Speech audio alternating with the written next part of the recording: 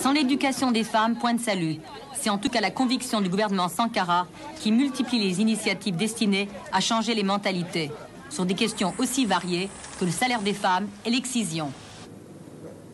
Les femmes voltaïques nous posent un grand problème parce que leur libération n'est pas facile. Elles sont aujourd'hui dominées par des hommes eux-mêmes dominés. Donc elles sont doublement dominées. L'impérialisme domine le voltaïque. Et l'homme voltaïque va dominer la femme voltaïque. Eh bien, nous voulons responsabiliser la femme voltaïque d'abord en commençant par sa libération. La libérer de la domination féodale de l'homme voltaïque. Cela ne va pas sans grand mal. Parce que c'est toute une mentalité à reconsidérer.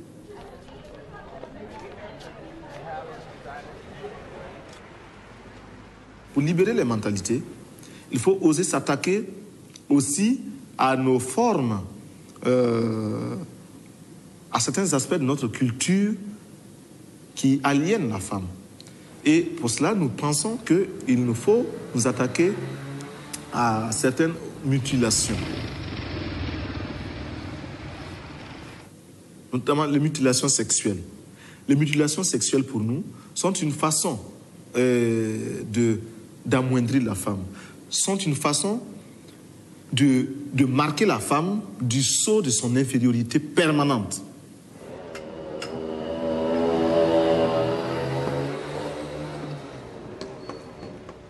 Parce que tu es femme, tu dois porter cet art-là, tu dois porter cette marque sur toi éternellement.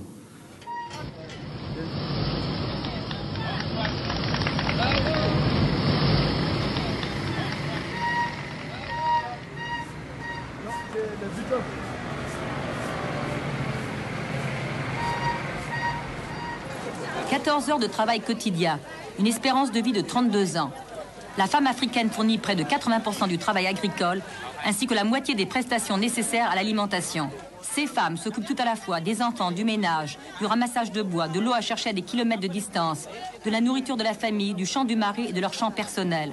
Nous sommes bien loin de l'image d'Épinal, de la joie de vivre dans la brousse.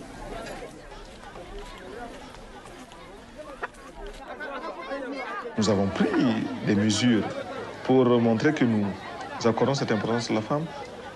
Épanouissement du couple égale épanouissement familial égale essor national. Eh bien, nous avons imposé que le marché soit fermé aux femmes. Seules les vendeuses y avaient accès. Et les hommes qui voulaient que le repas soit à point pour le déjeuner, pour le dîner, eh bien, ils devaient eux-mêmes faire le marché. Les hommes chez nous ne font pas le marché. C'est une déchéance. Et ce n'est pas facile de s'attaquer à de tels préjugés, à de telles conceptions. Chacun de nous ici a été élevé dans le sentiment que parce qu'il est homme, il est d'office, il est d'emblée supérieur à tout ce qui est femme. Quel que soit leur âge, quelle que soit leur force physique, leur intelligence. Nous avons dans notre gouvernement 3 femmes ministres. Essor familial et solidarité nationale, sport et loisirs, le budget. Les femmes commencent à se dire, mais tiens, ce Conseil national de la Révolution, il est vraiment au sérieux pour la promotion de la femme. Et c'est elle-même qui nous propose maintenant les femmes qu'elles estiment capables. Camarade directeur des services. Peu d'argent au Burkina Faso, mais des idées. Après la semaine de la femme, la journée du marché obligatoire pour l'homme et la charte de la famille, la télévision locale lance les colombes de la Révolution.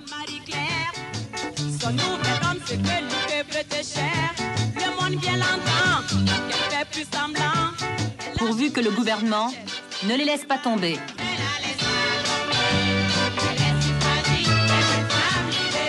Ce qui veut dire que nous devons donner à chaque femme un emploi.